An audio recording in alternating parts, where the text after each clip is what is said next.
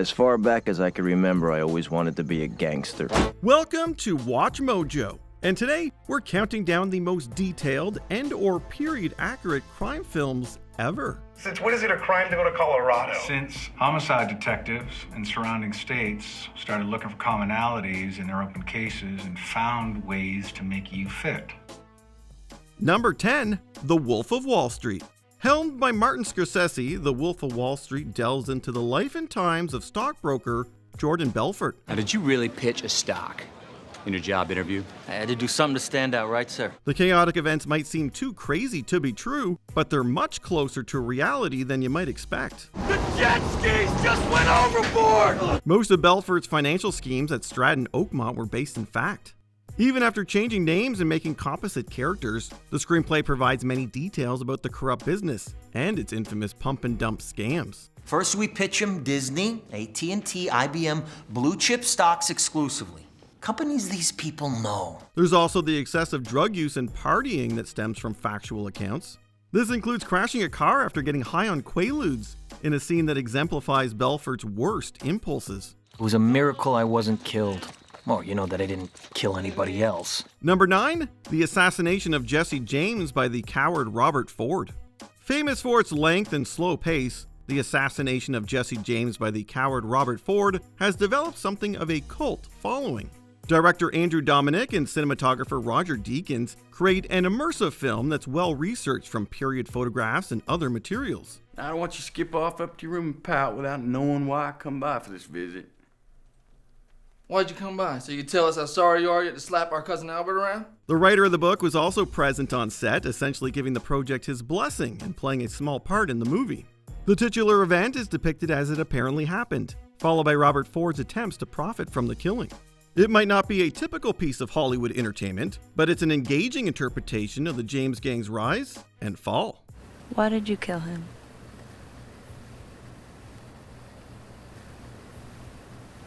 He was gonna kill me. Number 8, Serpico. The news is better than we expected. Thank God the bullet was a small caliber.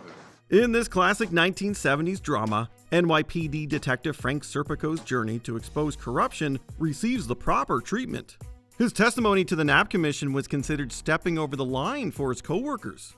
As shown in the film, the cop is on a drug bust when he's neglected by his colleagues and shot by an assailant. The movie also showcases Serpico's growing paranoia and uncertainty as he becomes singled out by his department.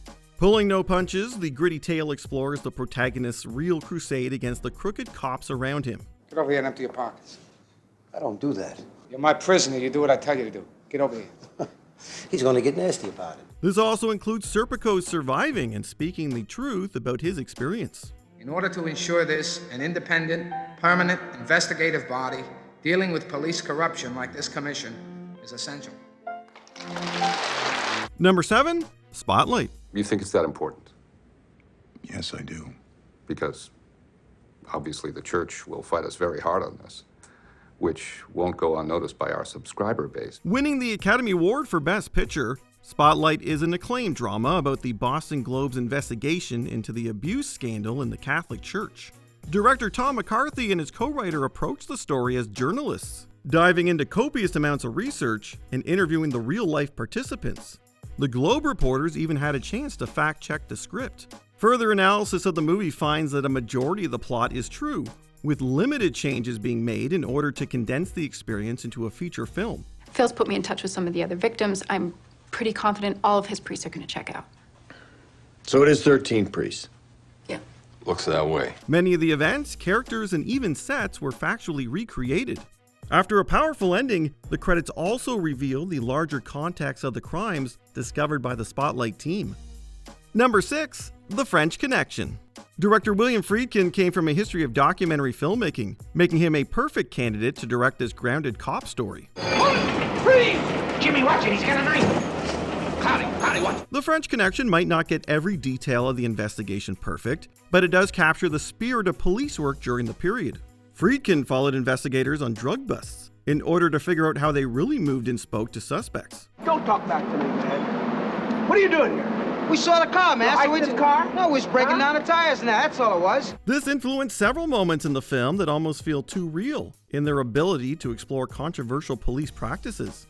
Members of the actual case were also given roles in the cast, including the inspiration for Popeye Doyle playing Captain Simonson. Two wires. One on the store, one on the house. You know I have to get a court order for wiretap, don't you? But you'll try. We know you can do it, Walt. Number 5, Extremely Wicked, Shockingly Evil, and Vile. Extremely Wicked, Shockingly Evil, and Vile explores the case of serial killer Ted Bundy. The general facts of his crimes are given adequate attention, even if they aren't all explored with excruciating detail. I had the same car as the suspect, a VW Bug, and my friends teased me about the resemblance to the sketch. But geez, nobody was serious. Someone must have been. Many people commended Zac Efron for his portrayal of Bundy. While it might seem too charismatic, it does seem to accurately capture the real Bundy's appeal. So you're not guilty? I mean, does that include the time that I stole a comic book when I was 5 years old? I'm not guilty. Other events surrounding his capture, trial, and crimes follow a clear timeline that doesn't play around too much with history. It might not show much of his brutality up close and personal, but it does largely avoid exploiting the victims' deaths for entertainment. We all know you're innocent. We're gonna fight every day to make sure everyone else does too, but if they take your life, it'll all be for nothing. Number 4, In Cold Blood. Based on the Truman Capote book of the same name, In Cold Blood takes a detailed look at an infamous 1959 crime. Let's pull out of here. Now, before it's too late. Director Richard Brooks achieved authenticity through the stark black and white cinematography. Creating a documentary feel, the filmmaker consulted real case information and photographs to achieve the right look for the movie. Unless we can tie the killers to that piece of rope, they'll never hang. The production also filmed in Kansas, using the Clutter family home where the victims were murdered. Closely following the events, the movie is a chilling examination of the family's killers. Both actors that play the murderers also provide authenticity in their performances, receiving praise from Capote himself. He started yelling what a greedy, selfish bastard I was. Yelling and yelling until I grabbed his throat. I couldn't stop myself. Number 3, All the President's Men. While most people know the ending, All the President's Men still plays like an exciting thriller. Police! Put your hands up!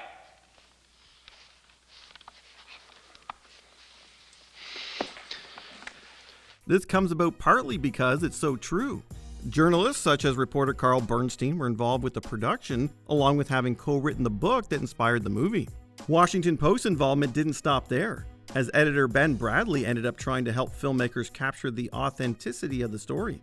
This includes an accurate portrait of the newsroom and the subsequent investigation by Post reporters. Well, I can't seem to get an explanation on why a check for $25,000 made out to Mr. Dahlberg that he apparently sent to the committee to re-elect the president would end up in the bank account of a Watergate burglar. I don't know. But you're head of the committee, sir. Woodward's contact with an unknown source known as Deep Throat might feel like a spy movie, but it's inspired by meetings that actually occurred in order to verify information. Mitchell knew? Of course, Mitchell knew. You think something this size just happens? Haldeman had to know, too. You get nothing from me about Haldeman. Number 2, Zodiac. In perhaps the most underrated crime drama of its day, Zodiac is a painstaking account of the strange and intriguing events surrounding the Zodiac killer. This is the Zodiac speaking. Is there something I can call you that's a little less ominous? Filmmaker David Fincher and his collaborators did copious amounts of research, including interviews with real people involved and studying case files. Costumes were created based on information from official documents, while actual locations were utilized in certain sequences. Don't get any ideas. I'm not. I killed a guard escaping from prison in Montana. I'm not doing anything, okay? I'm not afraid to kill again. Crime scenes were recreated with expert precision, using eyewitness testimony of the attacks. Author Robert Graysmith commended the director on his adaptation of the source material, which adhered closely to the facts of the case. I spoke to a psychologist who'd be willing to testify that someone who undergoes a personality change like Zodiac would manifest it physically, altering his handwriting. Which is why Sherwood couldn't get a match from Alan Samples. Before we continue, be sure to subscribe to our channel and ring the bell to get notified about our latest videos. You have the option to be notified for occasional videos or all of them. If you're on your phone, make sure you go into your settings and switch on notifications. Number 1. Goodfellas. What do you mean funny? Funny how? How am I funny? Any Martin Scorsese film is going to be directed with a keen eye for detail. In the case of Goodfellas, the filmmaker outdoes himself in terms of authenticity.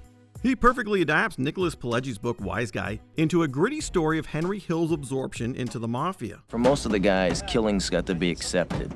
Murder was the only way that everybody stayed in line. You got out of line, you got whacked. Everybody knew the rules. Much of the narration is based on actual accounts from the former mobster, providing context for mostly real events and characters. Scorsese also grew up around Italian mobsters in his youth, using his own experiences to paint a rich and complicated canvas of Italian America in New York. Also, Paulie could do anything, especially run up bills on the joint's credit. And why not? Nobody's gonna pay for it anyway. And as soon as the deliveries are made in the front door, you move the stuff out the back and sell it at a discount. If there's any question as to the overall accuracy of the movie, Robert De Niro even asked Hill how his real-life counterpart would have used a ketchup bottle. Well, tonight we were out late. We took a ride out to the country, and we hit one of those deers. That's where the blood came from, I tell you. Is there an accurate crime film that we missed? Let us know in the comments below. You insulted him a little bit. You got a little out of order yourself. No, I didn't insult him. I didn't insult him. Insulted him a little bit. Did you enjoy this video? Check out these other clips from WatchMojo, and be sure to subscribe and ring the bell to be notified about our latest videos.